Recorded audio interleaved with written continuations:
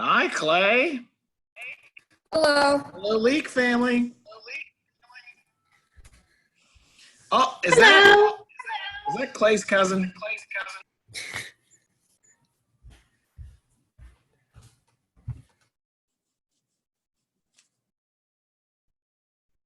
Oh, there's TJ Medlock. Hey guys. TJ, we got a couple more coming. All right, all good. Do you want me to do that whole make you host thing? Sure. Sweet. Unprecedented territory here. We know that you can stream it. Oh, this is what my whole world has turned into. I can only imagine. All of this has gone down.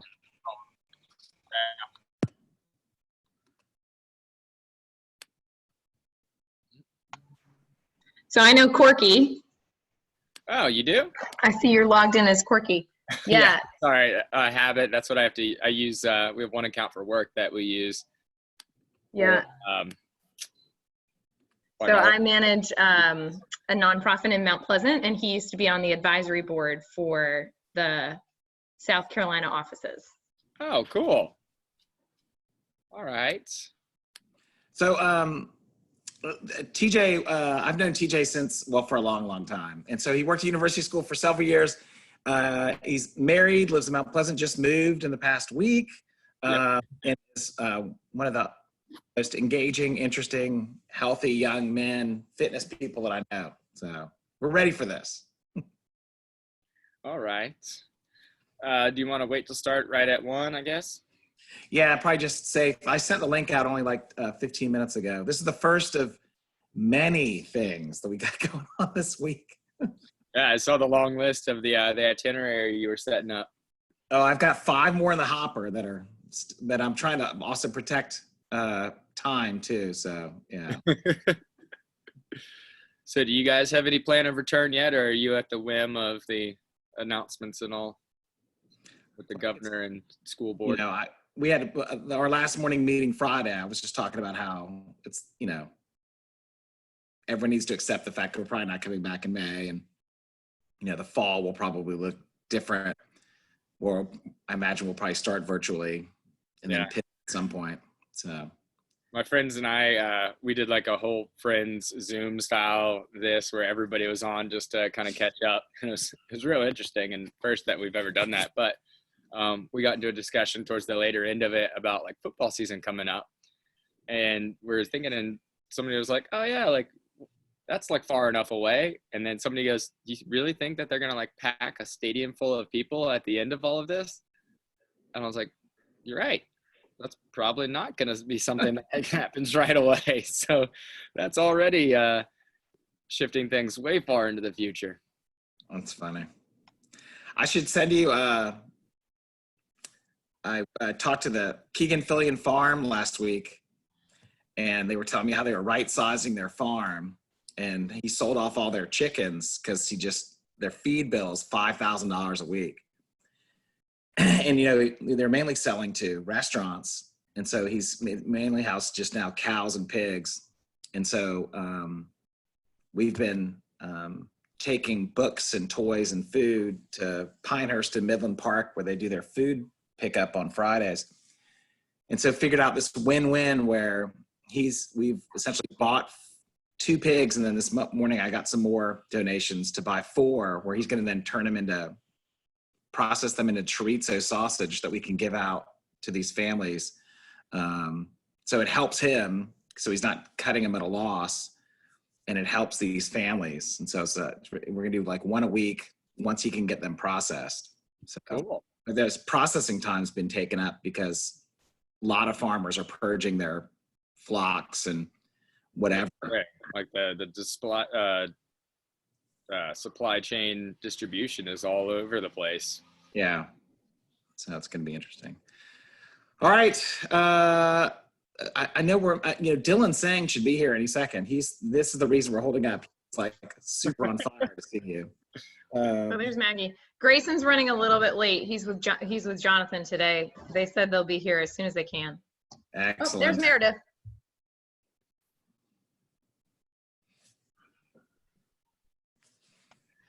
So She's I guess who do we have on so far? Who is everybody? Little introductions. All right, TJ, this is all you do. Let's do it.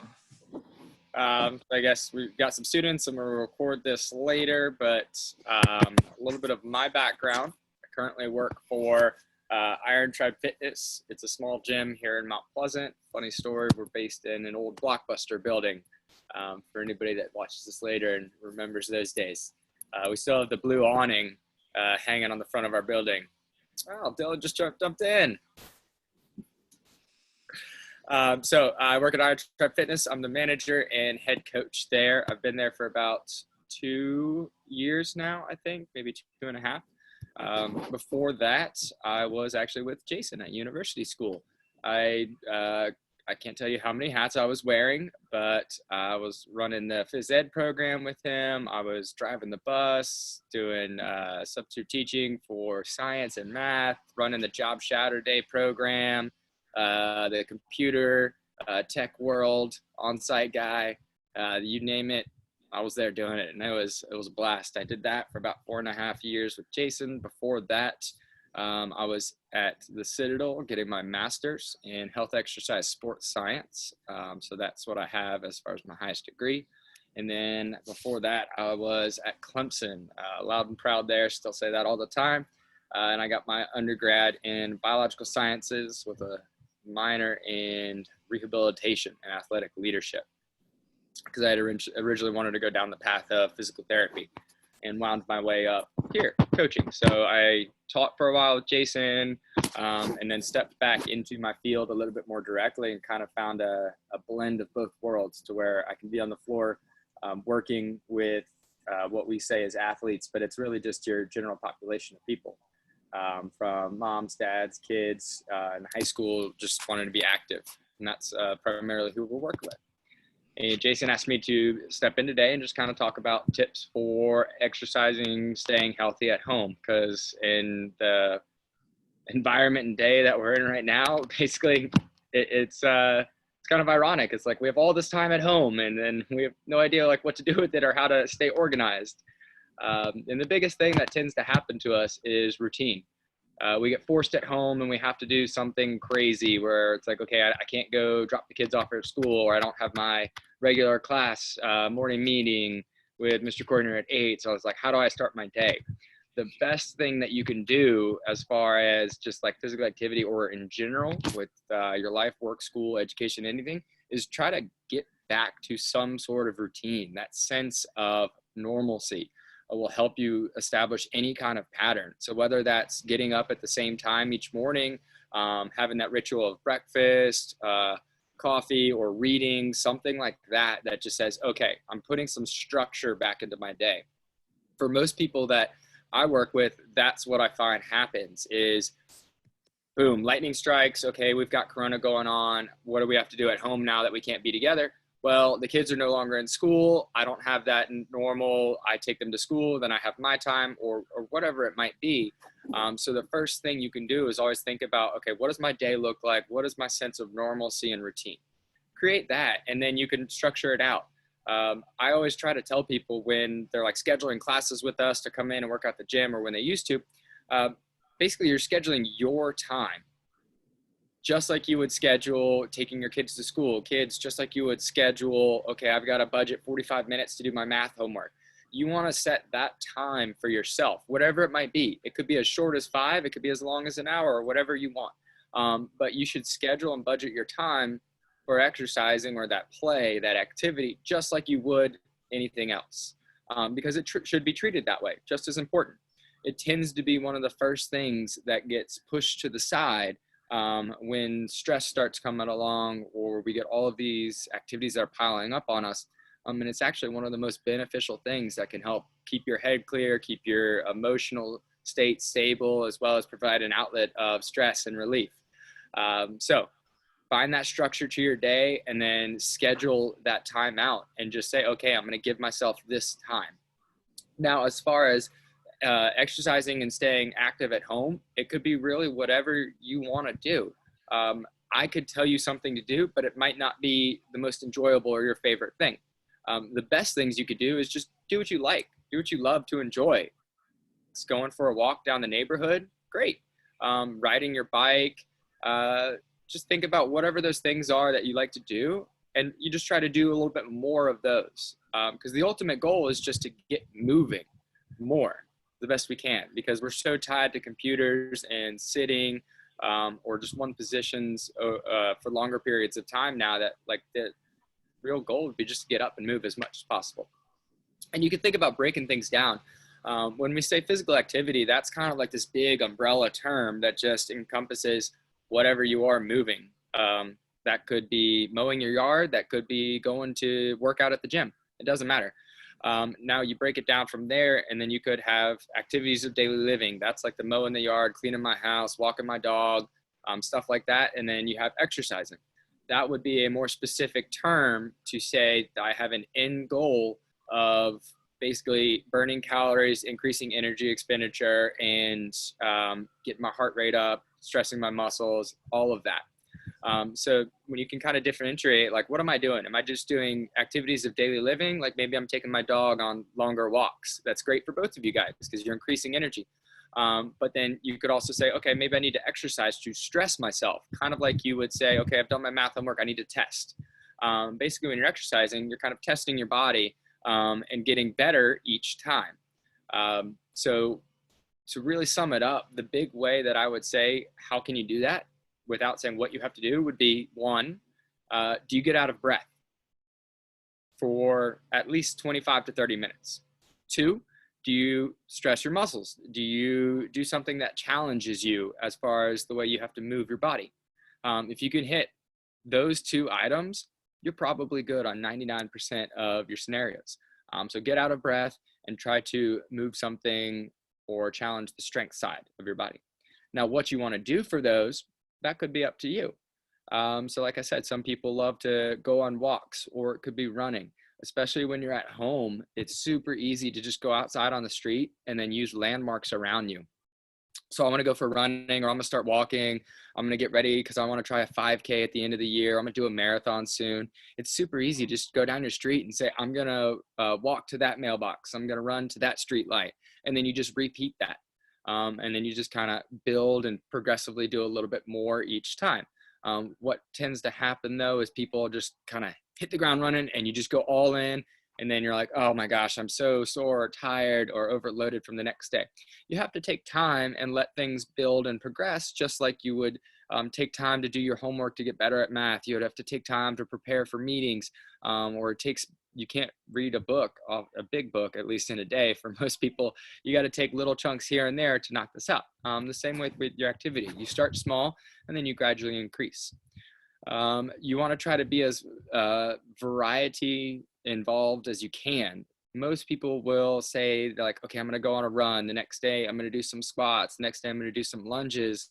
And without realizing it, you've all of a sudden done 3 days worth of leg and knee dominant exercises. And then you're kind of prone to overuse injuries that might come up. So if you're going to go for a run one day, try to do something different the next day and space those movements apart that are all the same, just so that you can avoid doing that. And that's something that we do with our program. We take into a pretty deep thought to where it looks kind of like what a college strength and conditioning course would look like. We think about what body parts have been moving, how often have we been moving them, under what weight, load, time. All of these things you can play around with as variables to figure out what do you like to do.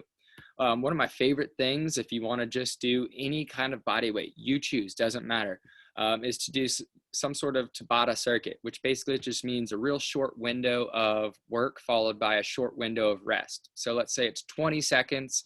I'm going to go run down the street, and then I'm going to walk and catch my breath for 10 seconds. And then I'm going to do that again. It could be air squats, where I'm just going to stand up and sit down for 20 seconds as many times as I can, rest for 10, and repeat. You can usually do this for as many times as you want, or just go for 8 cycles. That puts you at 4 minutes of work. So you could pick 3 movements, boom, you do 12, and then you've got 12 minutes of work that you just get done real quick. And that, trust me, will get your heart rate up, and that will get your muscles moving. So you gotta take that time to say, what do I want to do? Do I just want to go out and move, enjoy, go walk some trails? Do I want to spend some time in the yard? It could be, if you're kids, you got brothers and siblings, do I want to go play with them, toss a ball, kick around? Parents, the same thing. One of the best things for parents that are busy right now is just take the time to play with the kids or challenge each other, and just have fun with it. The more you enjoy it, the better. The biggest thing that tends to affect people as far as engagement, or basically disengagement, like falling off, would be motivation. It's like, I'm not motivated. Like, what? I just don't have it today. Well, you have to take a second to think about, like, what is your motivation? What are you actually working for? If it's just, I want to be healthy, I want to enjoy my time, that's great. You try to find that source of internal motivation, because that is so much stronger and fulfilling that it will actually keep you going. If it's, I just want to run so that I look good, or I'm going to go on a run because I have to, or I think I have to, usually that type of motivation won't last. So that's why I kind of opened with, try to find something you enjoy, because then it'll help you find that internal motivation to keep you moving. So those are the big points that I've gotten there. One thing that we as a brand like Iron Tribe have been working on is, we know so many people are stuck at home right now. So what we've done is put together basically like a 21-day program, kind of hitting that base time guideline that we're in right now from most governor and the presidential standpoint of where we would be with this Corona stuck at home sense.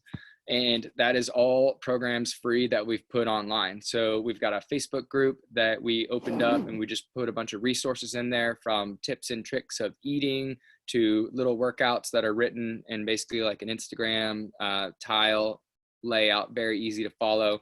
And all of our Iron Tribes around the Southeast are doing this, to where we're setting people up. We're doing just a little short nutrition orientation with people to kind of figure out where they're at, and then getting them set up on this platform so then they can just take it and run with it. Most often you can find this information anywhere. We've just tried to culminate it to one spot to say, here's some guidance. If you're a go-getter, you can get this done. We'll just kind of give you some ideas. This program is great. A lot of people have worked on it and put it together. And we're not the only ones doing this. There's a ton of people out there right now that do online programming. And again, it falls into the factor of, like, is there somebody out there that you follow, or is there a certain style of something? So maybe it's you like to do jujitsu or Krav Maga at home. Maybe it's some sort of like rhythmic dance, like Zumba, things like that. There's no shortage of programs and information. It's just, you got to go out and find it sometimes. And we're doing our best to right now to just share that information for people. Does anybody have any questions so far? Any struggles or challenges you guys have come across? I can think of a couple things that I usually get from my athletes. When it comes to like physical activity at home, biggest limitations are space or equipment. Like, I don't have a lot of stuff. You don't need stuff. Right now, I just have literally a like 6x6 square in my garage, and literally there's bikes and boxes and all kinds of stuff stacked around. Your living room will do, your yard. You don't need a lot of space to do this. And like I said, you can use your street, you can use just a little square of your living room and get this done in anywhere from 25 minutes to an hour. Most recommendations are, you want to try to get 25 to 30 minutes of some sort of moderate to vigorous physical activity. That falls under the category of what I mentioned: get out of breath, get your heart rate up, and then move your body in as many forms as you can, whether that be running, jumping, crawling, working on your hands. The variety comes into play there. Now, if you want to get a little bit more involved into it, there's equipment, and anything that you could do body weight based, you could pick up some sort of form of equipment, and then you can add a little more strength component to you. So all of the different systems of our body, we want to try to train evenly so that we don't create imbalances. And that's what tends to happen when we do the same thing over and over and over again. A lot of times marathon runners or runners for any form of like that longer distance, it's, okay, I'm going to put my shoes on and I'm just going to go hit the pavement and run. And anybody that comes in and talks to me about that, and they're like, my knee's kind of sore. And I'm like, well, let me take a guess at what the warm-up routine is. Is it shoes on, you kind of hit the pavement and you warm up for that first mile, and at that stoplight, you're like, all right, I'm going to start my watch and really go. And they're like, yeah. I'm like, okay, so let's take a second back. You want to take a little bit of time to warm up your body. The whole point there is you're trying to increase your core temperature. You're trying to increase that elasticity of your tissues. When you first get out of bed in the morning, a lot of times you're groggy, you feel stiff, but then as you get moving through the morning, you're like, okay, I feel a lot better now. That's very similar to what you would be doing when we say you want to warm up. You're just trying to ready your body from your muscles to your heart rate elevate to, as well as your nervous system. So when you start to just think about something, those first few minutes before you even step foot on the pavement or outside to the garage to go do a workout, your mind is actually getting your body ready to go without you even realizing it, because you've said, okay, I'm about to go do something. So your body's slowly increasing that stress response to say, okay, there's a demand coming. So even just thinking about going to do something will help your body get up moving and wake up a little bit more. And you do this little warm-up routine. It could be anywhere from 5 to 10 minutes, and it should be real general movements. Anything big, full body stuff. And then as you go through this general warm up of, okay, maybe I'm going to do a light jog back and forth. Maybe I'm going to do a couple stretches where I'm going to grab my ankle and pull it to my hip and do a little quad stretch back and forth a couple times. Then you start to do a little bit more specific movements. And this is the way like your warm up should flow at home. Go from general to specific. Specific meaning, what are you getting ready to do? If it's like play in the yard, throw a ball or something, then you could start adding in the objects that you would be using. If it's running, you might think about working up to a speed that you would be running at for short distances. Say, okay, I'm going to run for 100 meters at my pace for my mile time, because I'm getting ready to go do 2-3 miles now. So then you work on your pace and getting up to it. And that's how we lead everybody through our classes, is we take this general to specific approach, getting you ready. And then whatever it is, as far as your activity that you do during the day, don't forget to take some time to cool down, because basically physical activity is stress. It is a stress outlet, but when you're doing stress to your body, you always got to account for what you're doing. So like I said, if you're running continuously day after day after day, your ankles, your knees, your hips, your legs are taking a lot of that work. And if you don't take the time to make sure that they recover going to the next day, they're eventually going to get a little overloaded or overworked. So like if you've been reading a lot, like your eyes might start to get tired. Or if you've been working on math homework continuously, you might hit that little bit of like a burnout point where you're like, I need a break to kind of recharge and reset. Your body's the same as your mind. You can only handle so much until you have to kind of switch and change gears before you can come back. And again, the variety plays a big part there, because if you keep things kind of fresh, your routine changing, doing something different every day, it's going to be a lot easier to come back. You're going to feel better physically. You're going to be a little bit more engaged mentally, and just more energized, to where that motivation kind of helps going each time. I'm trying to think, what else do I come across? Nutrition is a little bit that can affect us here. So the physical activity is great, but one of the biggest sayings that anybody in the health and fitness industry will tell you right now is you cannot out-train a poor diet. So going along with the routine. So when you have your routine of getting up in the morning and doing your activity at home, you want to make sure that you try to stay as normal to a good food eating pattern during the day. Most adults can admit to bored eating when you're sitting around, especially when we're stuck at home right now. You want to avoid that grazing, because most often our body will trick us into thinking that we're hungry when really it's like, I'm just looking for something to do. Maybe I actually need water, and my body's trying to tell me to eat because it wants to get water. And if I just drank a glass of water, I'd be good to go. Or if I just started to get up and move, I'd realize, I'm good now. I'm not actually hungry. My body was looking to do something. And then I avoided the closet and the chips or whatever it might have been that you go to. So you got to remember, the physical activity is a huge side of it, but the nutrition plays a role too.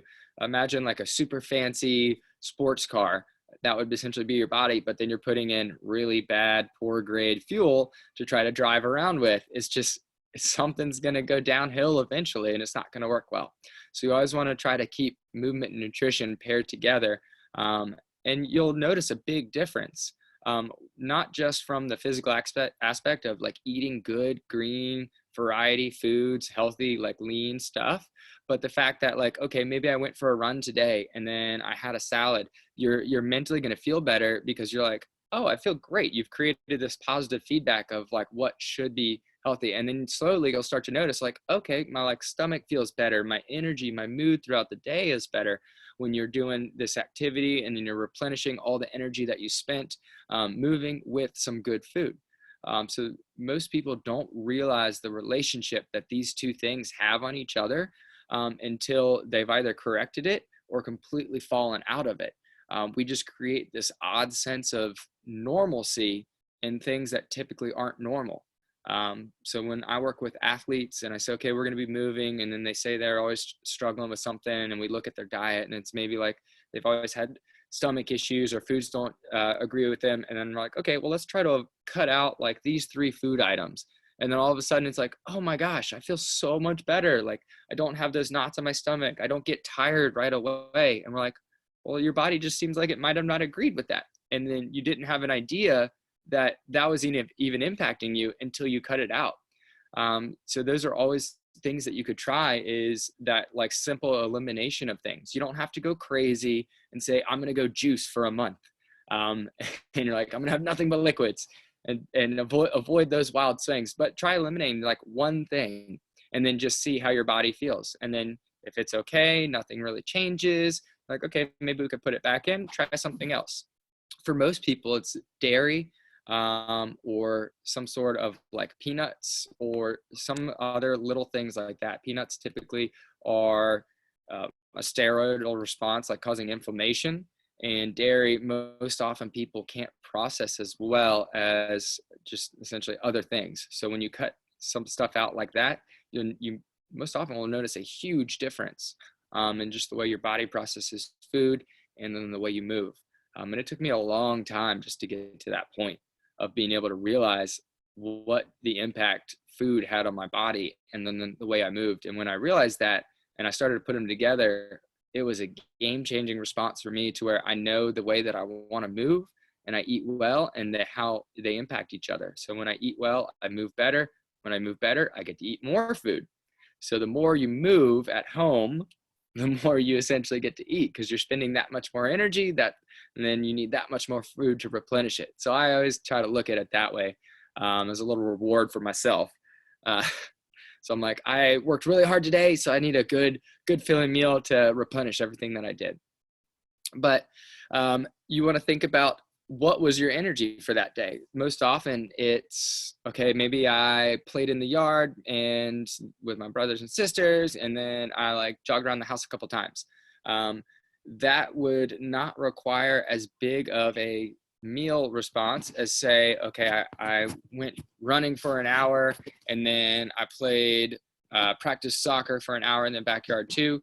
You have to think about like, how hard did you work? And you could often just gauge this on a scale of like 1 to 10, and then think about that. So if you're like, okay, it feels like a 3 today, that's about how hard I thought I exerted myself. Okay, well then that's good. It wouldn't be as much of a stress response on your body, and then you wouldn't have to be eating as big or calorie dense meals after that. Whereas some days you might go out or have a lot of activity, and you're like, man, it really felt like an 8 or 9 out of 10 on like a perceived exertion for today. And you're like, okay, if it felt that hard today, it's probably a good idea to think about trying to do a little bit extra recovery, a little bit more sleep, a little bit more food, something like that. And I just mentioned sleep. That's one of the other pillars that tends to be forgotten. People will come in and they'll say, okay, I want to like exercise and teach me how to eat. We're like, great. What's your sleep like? Well, I got 4 kids, 2 jobs. I don't go to sleep until 2 a.m. because I'm a night owl. And I'm like, okay, so there's another aspect in here that we probably need to consider. If you can keep your activity levels going, it tends to help you sleep better. So when you exert that energy, you're basically creating a need for sleep at the end of the night. Rather than a lot of times we want to stay up on our phones and we're like scrolling through. You always want to try to limit that electronic device time towards the later end of the day, because the blue light, or even just lights in general, that stimulus even if you have blue light filters on, the stimulus of doing something on your phone is tricking your mind and your body into saying like, okay, it's not time for sleep.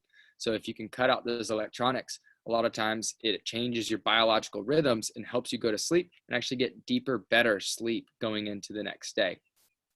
I even noticed this the other day and haven't looked into it much, but my Fitbit watch now has this crazy sleep pattern recognition to where if I set an alarm, it will wake me up at the best point in my sleep cycle between and like a 15 to 20 minute window. And I was like, what?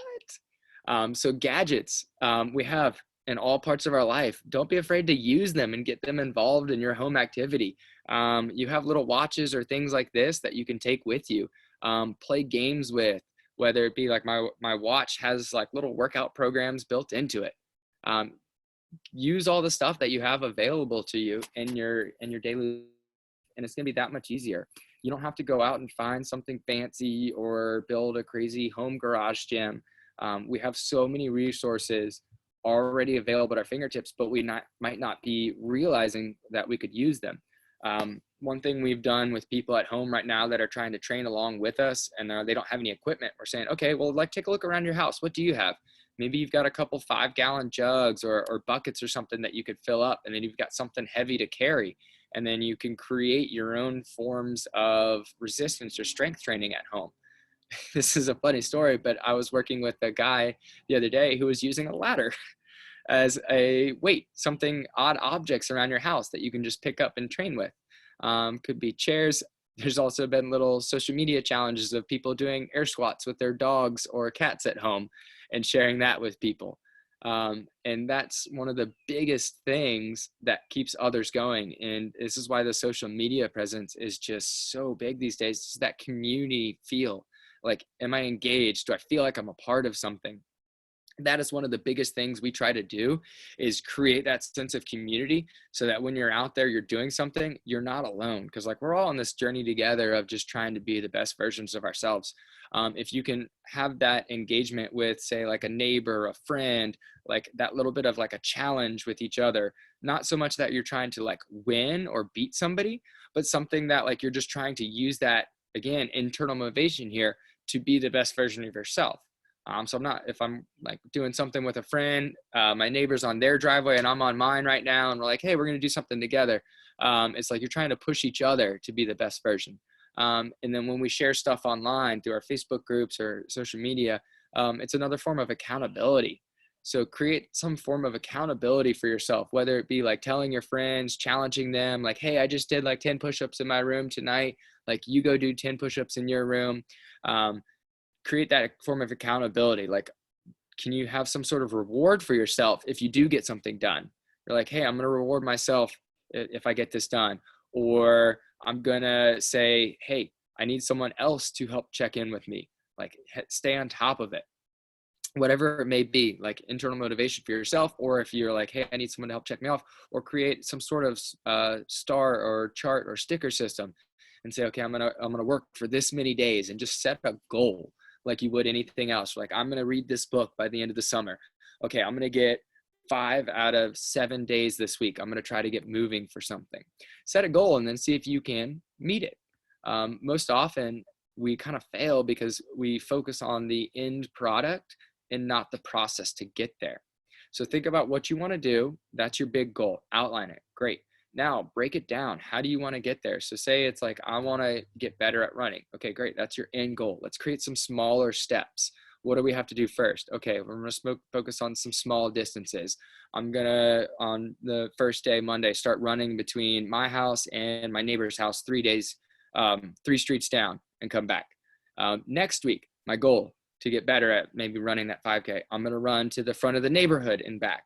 So you break it down into smaller pieces that you can accomplish more successfully along the way. And then it creates even better positive feedback going into the long run. We tend to disengage or fail if we're going to be like, okay, I'm going to run a marathon. And then 6 months go by and you're like, I'm terrible at running. I'm not going to run a marathon.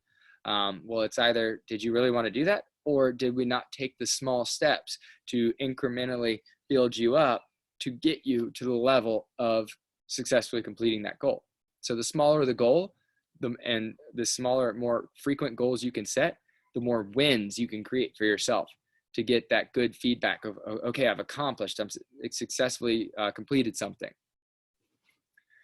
And I think that's a good part of what we do most often.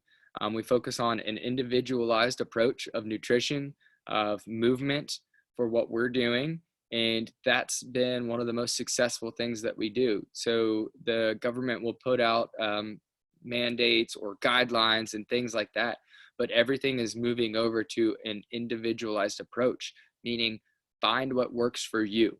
So there's going to be big guidelines, like I just said. Okay, your big goal would be running a marathon, or something like, I want to be able to do 100 push-ups.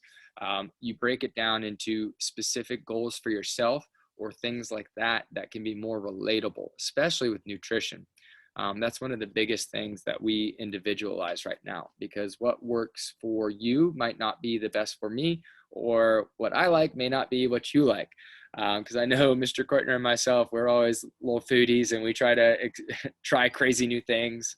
I remember going to the H&L market, and everybody was having fun trying stuff that they'd never seen before. But that goes along with doing new stuff too. Like, get outside of your comfort zone a couple times. So a lot of times people are like, will avoid running just because they think I don't like it or I'm bad at it. Just try it.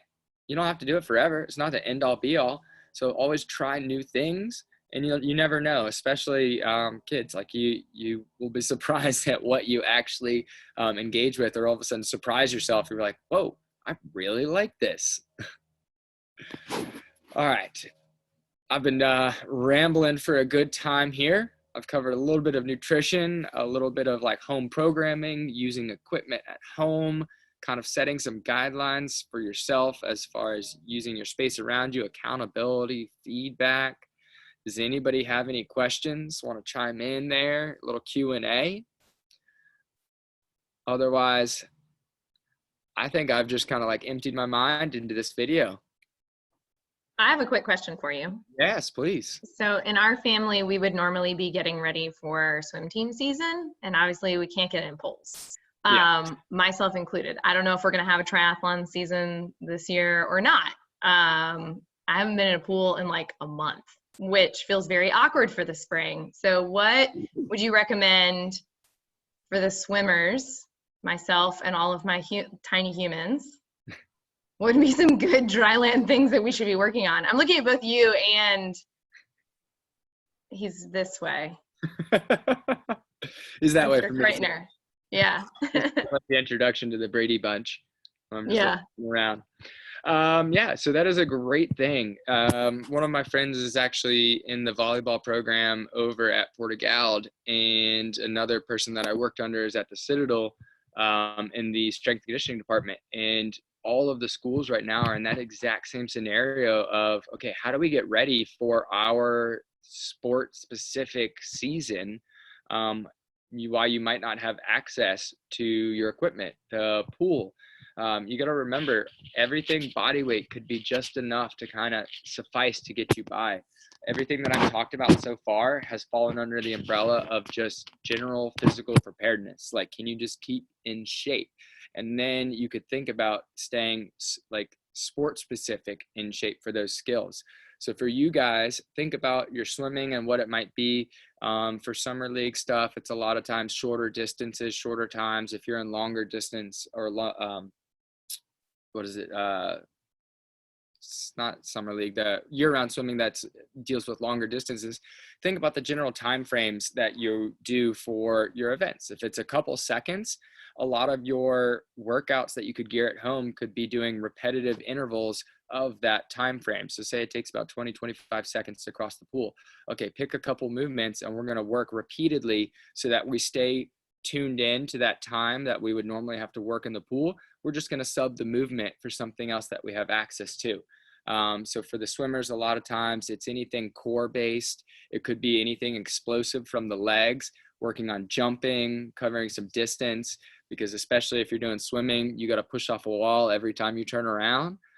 If you do have access and can get to anywhere, the ocean or lakes or rivers or things like that, that's always options too if you can get to those, but we can all. So that's why the body weight stuff you can do at home, and make the most of what you can do. But the structured program would be the best thing to do. Say like, okay, like, hey, we're going to do a little bit of like dry land swim practice on Monday, Wednesdays, Fridays. We're going to go for about 25 to 30 minutes. You break that session down. Like, okay, I'm going to spend about 5 to 10 minutes warming up. Like, we're just going to move. We're going to play a game for 5 to 10 minutes and break a sweat, get our breath. And then we're like, okay, now we're going to do our little structured piece here. We're going to do our vertical jumping to do some legs. We're going to do some sit-ups or like little butterfly scissor kicks with our feet to work on the core and that control there. It could even be just doing like explosive movements or like arm circles, moving the arms, but sticking with that time frame to where you could use that very easy Tabata style training where we're going to do 20 seconds of, say, this movement. We're going to rest for 10, repeat. You do 8 rounds of that. That takes you to about 4 minutes. You pick another movement or 2, and you can mix and match here. So then you've got your warm up, you've got your little workout segment, and then you move to what would be like a little bit of a cool down. Okay, like what did we work today? How can we try to relax and take that stress and tension out of our body, bring our heart rate down, slow our breathing, back to that recovery, that normal day-to-day mode. And that's how you could pretty much structure anything, and that'll take you as long as you want to do it. So that was a really good question that almost all of us are dealing with some sort of disruption to where we can't get to the items, equipment, space that we were normally involved in. Anybody else have questions or scenarios that they've come across and dealt with? Looking around. Yeah, Dylan, I think might have one. Well, I have, this isn't really a question, but I've recently started playing basketball in my driveway. Yeah. Because normally